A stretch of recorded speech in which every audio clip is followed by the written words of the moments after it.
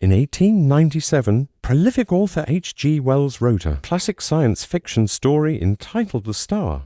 The premise: what if a strange celestial object crashed into the planet Neptune, and the resulting blazing inferno rushed through our solar system? On a collision course with Earth, would the human race survive?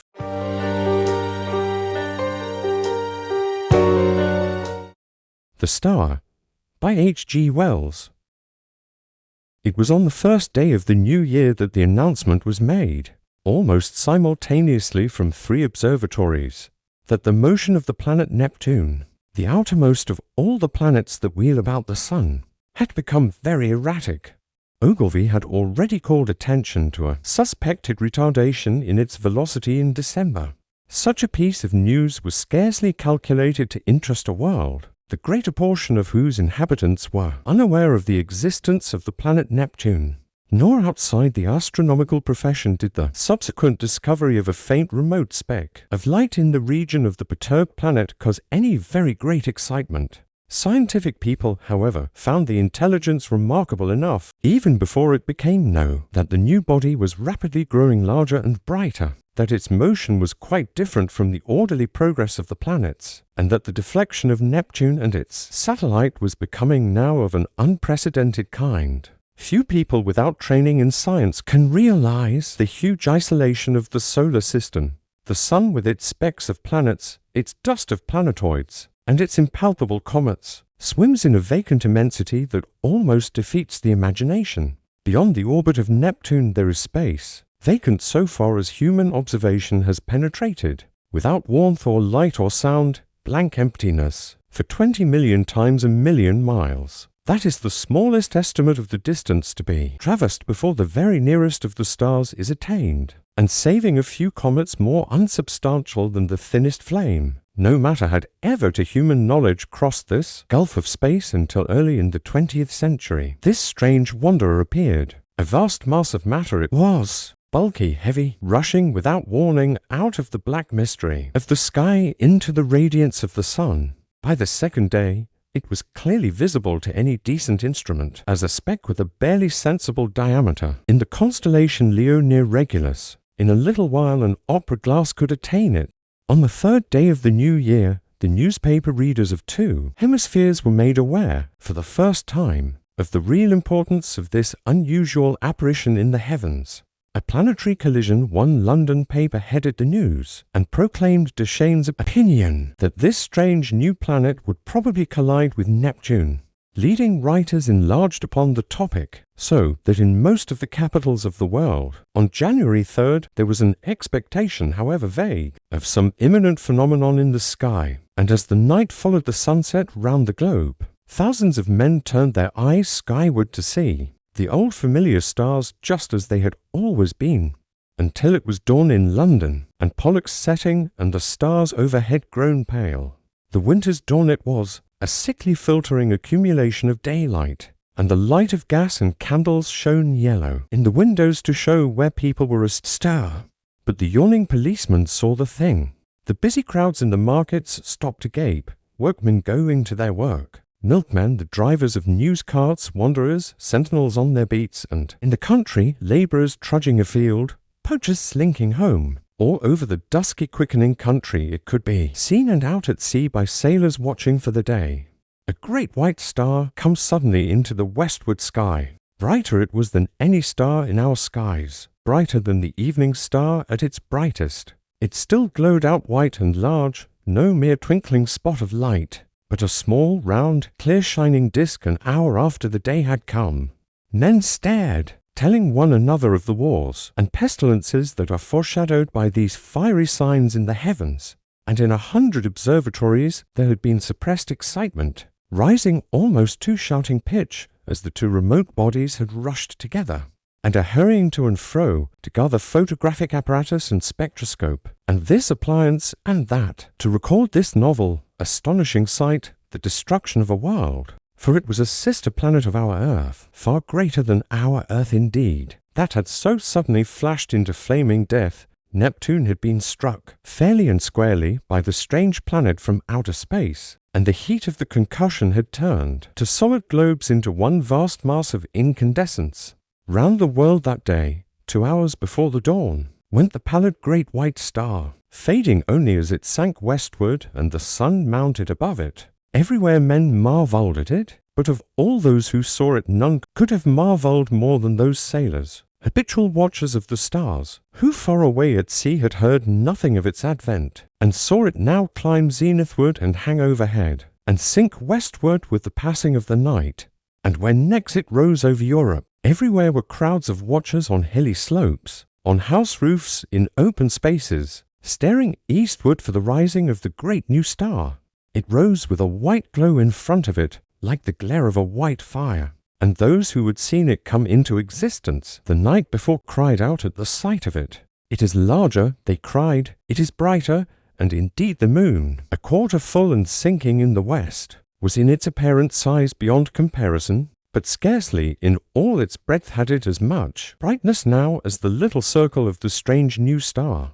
It is brighter, cried the people clustering in the streets, but in the dim observatories the watchers held their breath and peered at one another. It is nearer, they said, and voice after voice repeated, it is nearer, and the clicking telegraph took that up, and it trembled along telephone wires, and in 1,000 cities grimy compositors fingered the type, it is nearer. Men writing in offices, struck with a strange realization, flung down their pens. Men talking in 1,000 places suddenly came upon a grotesque possibility in those words. It is nearer. It hurried along awakening streets. It was shouted down the frost-stilled ways of quiet villages. Men who had read these things from the throbbing tape stood in yellow-lit doorways shouting the news to the passers-by. It is nearer. Pretty women, flushed and glittering, heard the news told jestingly between the dances. Nearer. Indeed, how curious, how very, very clever people must be to find out things like that. Lonely tramps faring through the wintry night mumbled those words to comfort themselves. Looking skyward, it is need to be nearer, for the night's as cold as charity. Don't see much warmth from it if it is nearer, all the same. The schoolboy, rising early for his examination, puzzled it out for himself, with the great white star shining broad and bright through the frost flowers of his window. Centrifugal, centripetal, he said with his chin on his fist. Stop a planet in its flight, rob it of its centrifugal force. What then? Centripetal has it, and down it falls into the sun. Do we come in the way? I wonder. The light of that day went the way of its brethren, and with the later watches of the frosty darkness rose the strange star again. And it was now so bright that the waxing moon seemed but a pale yellow ghost of itself, hanging huge in the sunset. The master mathematician sat in his private room, and pushed the papers from him. His calculations were already finished. They had kept him awake and active for long nights. Each day, serene, explicit, patient as ever, he had given his lecture to his students, and then had come back at once to this momentous calculation. His face was grave, a little drawn and hectic. For some time he seemed lost in thought. Then he went to the window, and the blind went up with a click. Halfway up the sky, over the clustering roofs, chimneys, and steeples of the city, hung the star. He looked at it as one might look into the eyes of a brave enemy. You may kill me, he said after a silence, but I can hold you, and all the universe, for that matter, in the grip of this small brain. I would not change, even now. The next day at noon, punctual to the minute, he entered his lecture theatre, put his hat on the end of the table as his habit was, and carefully selected a large piece of chalk. It was a joke among his students that he could not lecture without that piece of chalk to fumble in his fingers. He came and looked under his grey eyebrows at the rising tears of young, fresh faces, and spoke with his accustomed, studied commonness of phrasing. Circumstances have arisen, circumstances beyond my control, he said, and paused, which will debar me from completing the course I had designed. It would seem, gentlemen, if I may put the thing clearly and briefly, that man has lived in vain. The students glanced at one another. Had they heard aright? Mad? Raised eyebrows and grinning lips there were, but some faces remained intent upon his calm grey-fringed face.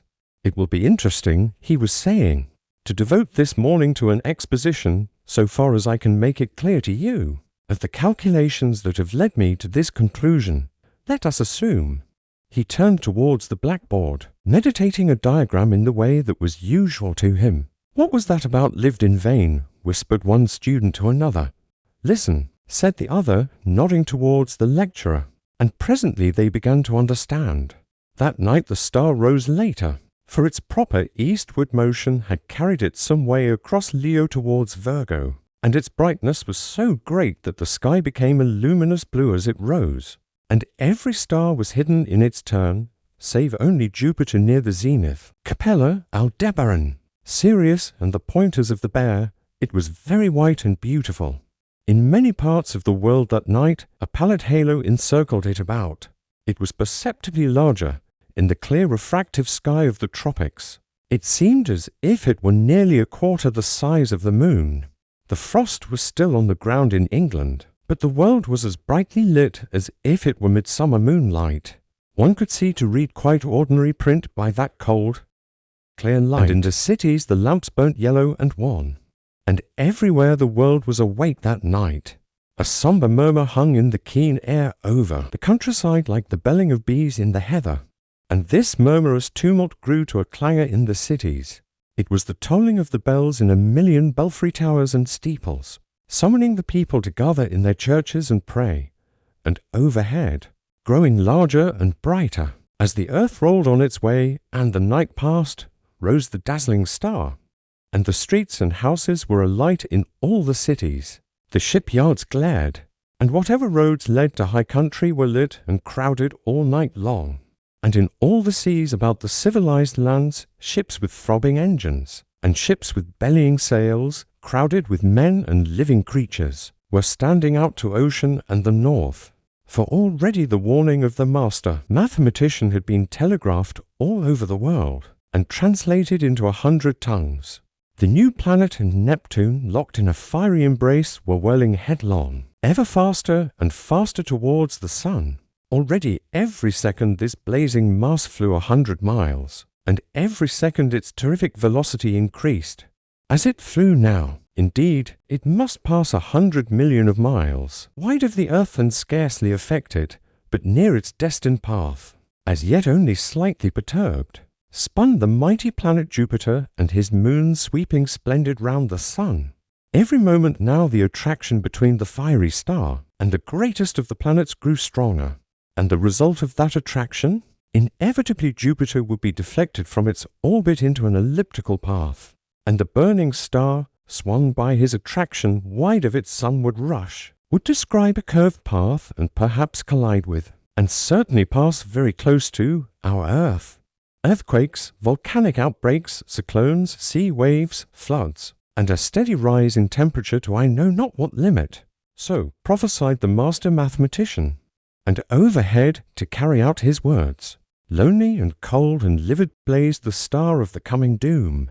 Too many who stared at it that night, until their eyes ached. It seemed that it was visibly approaching, and that night, too, the weather changed, and the frost that had gripped all Central Europe and France and England softened towards a thaw. But you must not imagine, because I have spoken of people praying through the night, and people going aboard ships and people fleeing towards mountainous country, that the whole world was already in a terror because of the star. As a matter of fact, use and want still ruled the world, and save for the talk of idle moments and the splendor of the night, 9 human beings out of 10 were still busy at their common occupations. In all the cities the shops, save one here and there, opened and closed at their proper hours. The doctor and the undertaker plied their trades. The workers gathered in the factories, soldiers drilled, scholars studied. Lovers sought one another, thieves lurked and fled. Politicians planned their schemes. The presses roared through the nights. The newspapers insisted on the lesson of the year 1000. For then, too, people had anticipated the end. The star was no star, mere gas, a comet, and were it a star, it could not possibly strike the earth. There was no precedent for such a thing. Common sense was sturdy everywhere, scornful, jesting, a little inclined to persecute the obdurate fearful. That night, at 7:15 by Greenwich time, the star would be at its nearest to Jupiter. Then the world would see the turn things would take. The master mathematician's grim warnings were treated by many as so much mere elaborate self-advertisement. Common sense at last, a little heated by argument, signified its unalterable convictions by going to bed. So, too, barbarism and savagery, already tired of the novelty, went about their nightly business, and, save for a howling dog here and there, the beast world left the star unheeded. And yet, when at last the watchers in the European states saw the star rise, an hour later, it is true, but no larger than it had been the night before, there were still plenty awake to laugh at the master mathematician, to take the danger as if it had passed. But hereafter the laughter ceased. The star grew. It grew with a terrible steadiness hour after hour, a little larger each hour, a little nearer the midnight zenith and brighter, until it had turned night into a second day. Had it come straight to the earth instead of in a curved path? Had it lost no velocity to Jupiter? It must have leaped the intervening gulf in a day, but as it was, it took 5 days altogether to come by our planet. The next night, it had become a third the size of the moon, before it set to English eyes, and the thaw was assured. It rose over America near the size of the moon, but blinding white to look at, and hot, and a breath of hot wind, blew now with its rising and gathering strength, and in Virginia and Brazil, and down the St. Lawrence Valley, it shone intermittently through a driving reek of thunder clouds, flickering violet lightning and hail unprecedented. In Manitoba was a thaw and devastating floods, and upon all the mountains of the earth, the snow and ice began to melt that night, and all the rivers coming out of high country flowed thick and turbid. And soon, in their upper reaches with swelling trees, they rose steadily in the ghostly brilliance, and came trickling over their banks at last, behind the flying population of their valleys. And along the coast of Argentina and up the South Atlantic, the tides were higher than had ever been in the memory of man, and the storms drove the waters in many cases scores of miles inland, drowning whole cities. And so great grew the heat during the night, that the rising of the sun was like the coming of a shadow. The earthquakes began and grew, until all down America from the Arctic Circle to Cape Horn, hillsides were sliding, fissures were opening, and houses and walls crumbling to destruction. A tumult of lava poured out so high, and broad and swift and liquid that in one day it reached the sea. The star, with the one moon in its wake, marched across the Pacific, trailed the thunderstorms like the hem of a robe, and a growing tidal wave that toiled behind it, frothing and eager, poured over islands and swept them clear of men, until that wave came at last, in a blinding light and with the breath of a furnace. Swift and terrible it came, a wall of water, 50 feet high, roaring hungrily. For a space, the star, hotter now and larger and brighter than the sun in its strength, showed with pitiless brilliance the wide and populous towns and villages with their trees, roads, wide cultivated fields, millions of sleepless people staring helpless terror at the incandescent sky. And then, low and growing, came the murmur of the flood. And thus it was with millions of men that night, a flight nowhere, with limbs heavy with heat and breath fierce and scant, and the flood like a wall swift and white behind. The great star was a ball of dull red fire. Because of the steam and smoke and ashes, the volcanoes were spouting forth to salute its coming. Above was the lava, hot gases and ash, and below the seething floods, and the whole earth swayed and rumbled with the earthquake shocks. Jungles were aflame in 1,000 places, and in a rudderless confusion, a multitude of men and women fled down the broad river ways to that one last hope of men, the open sea. Larger grew the star, and hotter and brighter with a terrible swiftness now. The tropical ocean had lost its phosphorescence, and the whirling steam rose in ghostly wreaths from the black waves that plunged incessantly, speckled with storm-tossed ships. And then came a wonder. It seemed to those who in Europe watched for the rising of the star that the world must have ceased its rotation. In 1,000 open spaces of down and upland, people who had fled thither from the floods, and the falling houses and sliding slopes of hill, watched for that rising in vain. Hour followed hour through a terrible suspense, and the star rose not. Once again men set their eyes upon the old constellations they had counted lost to them forever. In England it was hot and clear overhead, though the ground quivered perpetually, but in the tropics Sirius and Capella and Aldebaran showed through a veil of steam, and when at last the great star rose nearly 10 hours late, the sun rose close upon it, and in the centre of its white heart was a disk of black. The star had begun to fall behind the movement of the sky, and suddenly there swept a shadow across that furnace of despair, and a breath of cold wind and a gathering of clouds out of the cooling air. Men looking up, near blinded, at the star, saw that a black disk was creeping across the light. It was the moon, coming between the star and the earth. Out of the east, with a strange inexplicable swiftness, sprang the sun, and then star, sun, and moon rushed together across the heavens. So it was that presently to the European watchers, star and sun rose close upon each other, drove headlong for a space, and then slower, and at last came to rest. Star and sun merged into one glare of flame at the zenith of the sky. The moon no longer eclipsed the star, but was lost to sight in the brilliance of the sky. And though those who were still alive regarded it for the most part with that dullness that hunger and fatigue engender, there were still men who could perceive the meaning of these signs. Star and earth had been at their nearest, had swung about one another, and the star had passed. Already it was receding, swifter and swifter, in the last stage of its headlong journey downward into the sun. And then the clouds gathered, blotting out the vision of the sky. The thunder and lightning wove a garment around the world. All over the earth was such a downpour of rain as men had never before seen, and where the volcanoes flared red against the cloud canopy, there descended torrents of mud. Everywhere the waters were pouring off the land, leaving mud-silted ruins. For days the water streamed off the land, sweeping away soil and trees and houses in the way, and piling huge dikes and scooping out titanic gullies over the countryside. Those were the days of darkness that followed the star and the heat. All through them, and for many weeks and months, the earthquakes continued. But the star had passed, and men, hunger-driven and gathering courage only slowly, might creep back to their ruined cities, buried granaries, and sodden fields. Such few ships as had escaped the storms of that time came stunned, and shattered and sounding their way cautiously through the new marks and shoals of once familiar ports. And as the storms subsided, men perceived that everywhere the days were hotter than of yore, and the sun larger, and the moon, shrunk to a third of its former size, took now fourscore days between its new and new.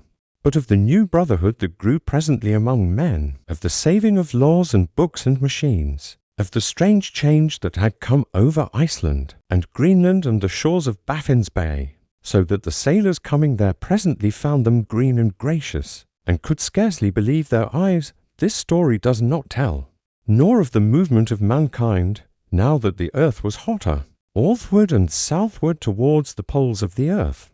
It concerns itself only with the coming and the passing of the star. The Martian astronomers, for there are astronomers on Mars, although they are very different beings from men, were naturally profoundly interested by these things. They saw them from their own standpoint, of course, considering the mass and temperature of the missile that was flung through our solar system into the sun. One wrote, "It is astonishing what little damage the Earth, which it missed so narrowly, has sustained. All the familiar continental markings and the masses of the seas remain intact, and indeed, the only difference seems to be a shrinkage of the white discoloration supposed to be frozen water round either pole, which only shows how small the vastest of human catastrophes may seem at a distance of a few million miles.